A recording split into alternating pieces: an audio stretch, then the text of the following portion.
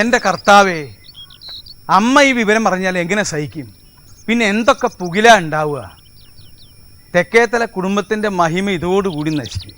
എന്തായാലും അമ്മയോട് ഞാനിത് പറയാൻ ഒരുക്കമല്ല. കാരണം അതിനുള്ള ശക്തി എനിക്കില്ല. പറയാതിരുന്നാലോ ഇത് അതിനേക്കാളും രംഗം വഷളാവും. ഒരിക്കൽ ഞാൻ എൻ്റെ കൂട്ടുകാരൻ രവിയുടെ വീട്ടിൽ ചെന്നപ്പോൾ അവൻ്റെ അമ്മൂമ്മ അവൻ്റെ അമ്മയെ വിളിച്ച് പറയാ, എടീ, ഇതാ തെക്കേത്തല വറീദിൻ്റെ മകനല്ലേ? അതെ. എന്തിനാ ആ കുട്ടിയെ കുറ്റം പറയണേ? മത്ത കുത്തിയ കുമ്പളം മുളയ്ക്കുമെന്ന്. സത്യം എനിക്കറിയാം. പക്ഷെ ഞാൻ ആ തള്ളയെ എന്തെങ്കിലും പറയേണ്ടതായിരുന്നു. ഞാൻ ഒന്നും പറഞ്ഞില്ല. അതിനുശേഷം ആരൊക്കെയോ പറഞ്ഞ് എൻ്റെ അമ്മ അറിഞ്ഞു എന്ന് തോന്നുന്നു. പള്ളിയിൽ നിന്നും വരുന്ന സ്ത്രീകൾ എന്നെ കാണുമ്പോൾ, എൻ്റെ കുട്ടി, നിന്നെയല്ലേ ഞങ്ങൾ വിചാരിച്ചത് ഏറ്റവും മോശമാണെന്ന്. അങ്ങനെയല്ല, നീ നല്ലവനാണ്, നീ മിടുക്കനാണ്, നിൻ്റെ അപ്പനാണ് കുഴപ്പക്കാരൻ. ഈ ഇങ്ങനെ ഒരുപാട് കാര്യങ്ങളും ആ സംഭവങ്ങളൊക്കെ നടന്ന് നീങ്ങുമ്പോൾ എങ്ങനെയോ എൻ്റെ അമ്മ ഇതറിയുകയും ഒരിക്കൽ അമ്മ പള്ളിമേടയിൽ ചെന്ന് വികാരി അച്ഛൻ്റെ അടുക്ക് പൊട്ടിക്കരഞ്ഞ് ഈ കഥ പറയുകയുണ്ടായി.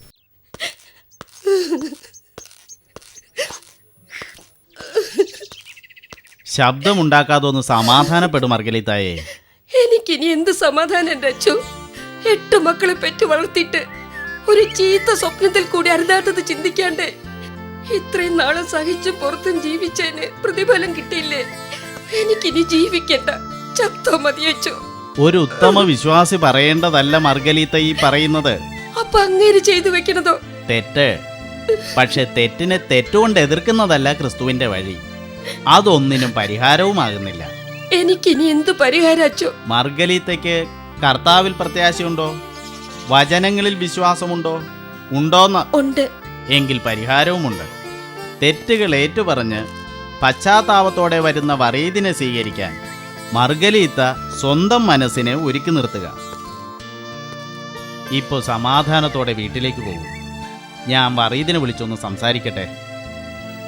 ഈശോ മിശിഹായ്ക്ക് സ്തുതിയായിരിക്കട്ടെ. എപ്പോഴും എപ്പോഴും സ്തുതിയായിരിക്കട്ടെ.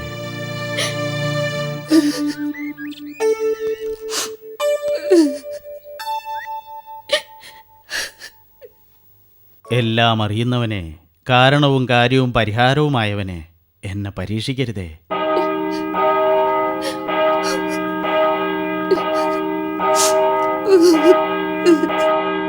ഈശോ മിശിഹായ്ക്ക് സ്തുതിയായിരിക്കട്ടെ. എപ്പോഴും എപ്പോഴും സ്തുതിയായിരിക്കട്ടെ.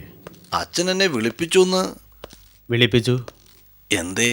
എന്തിനാണെന്ന് തനിക്ക് ഒരു പിടുത്തവും കിട്ടിയില്ല. പള്ളിഹാളിന്റെ സംഭാവനക്കാണ് ഇപ്പൊ കൂട്ടിയാ കൂടൂല. കച്ചവടം കഷ്ടിയാണേ. കട വെറുതെ തുറന്നു വെക്കണമെന്നേ ഉള്ളൂ. പിള്ളേരെട്ടും പഠിക്കുകയല്ലേ. എൻ്റെ പങ്കപ്പാട് അറിയാം. ചിലവ് ഇതുകൊണ്ട് നിൽക്കില്ലെന്നും അറിയാം. രണ്ടിടത്തെ കാര്യങ്ങൾ അന്വേഷിക്കണ്ടേ? സെറ്റുമുണ്ടിന് സെറ്റുമുണ്ട്, ചട്ടയമുണ്ടിന് ചട്ടയമുണ്ട്. ഇരട്ടി വേണ്ടി വരും. അച്ഛനിതെന്താ പറയണേ? 8 മക്കളുടെ തന്തയാതിനു ശേഷം ചെറു ബാല്യക്കാരുടെ ചാബല്യം കൊണ്ട് ഒരുമ്പെട്ടിറങ്ങാൻ തനിക്ക് നാണമില്ലേടോ വറീദേ? എനിക്ക് മനസ്സിലായില്ല. എനിക്കും മനസ്സിലായില്ല.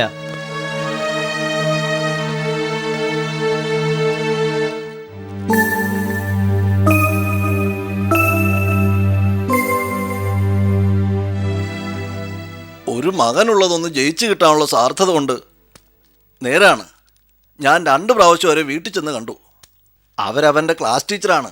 ഒന്ന് കണ്ണു വെച്ചാൽ അവൻ കടന്നു കിട്ടും. ജയിച്ചാൽ അന്ന് തൊട്ട് പഠിത്തത്തിൽ ശ്രദ്ധിച്ചോളാമെന്ന് അവനെനിക്ക് ഉറപ്പ് തന്നിട്ടുണ്ട്.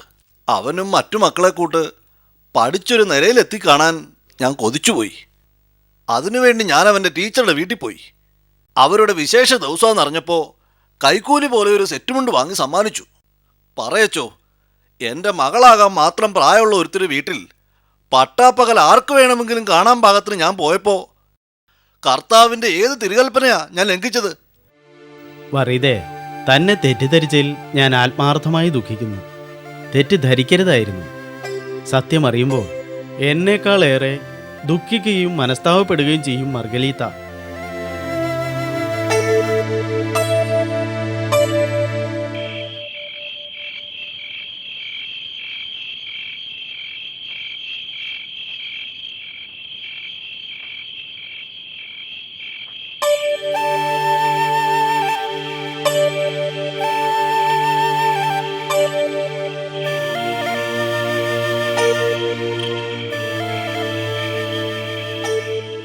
നിനക്ക് നന്നാവാൻ പഠിപ്പിന്റെ വഴി ആവൂല മാതാവ് കണ്ടുവച്ചിരിക്കണത്.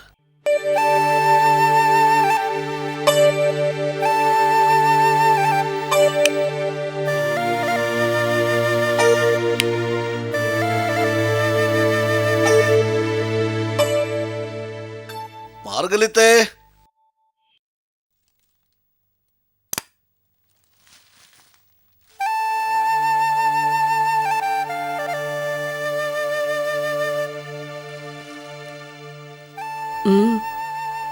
ആ കൊച്ചൗസേപ്പ് വീശപ്പ് കിട്ടിയതാ കുറച്ച് കൊഞ്ച് മുളകരച്ചു വെച്ചാ ബെസ്റ്റാ.